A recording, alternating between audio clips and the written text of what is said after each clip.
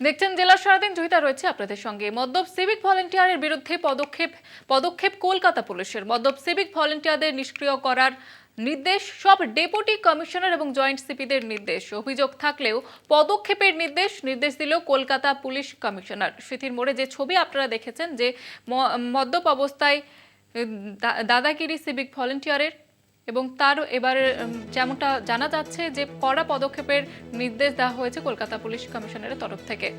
বিস্তারিতভাবে জানবো, টেলিফোন লাইনে রয়েছে প্রতিনিধি রিয়া মাছি। রিয়া, কি জানা যাচ্ছে?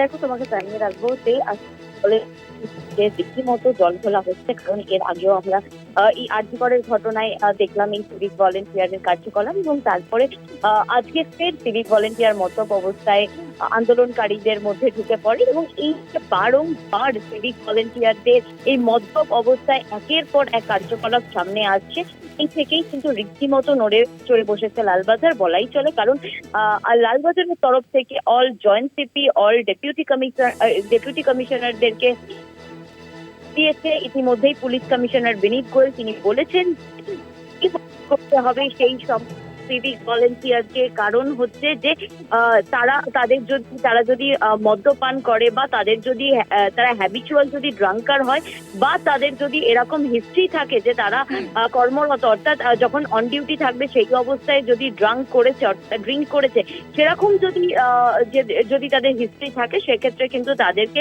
ডিমোবিলাইজ করতে হবে, এবং তাদেরকে চিহ্নিত করে ইমিডিয়েট যাতে ডিসি হোমগার্ডকে তারা চিঠি লেখে, সেই বিষয়টাই কিন্তু নির্দেশ দেওয়া হয়েছে all joint CP, all DC র্যাঙ্কের অফিসারদের।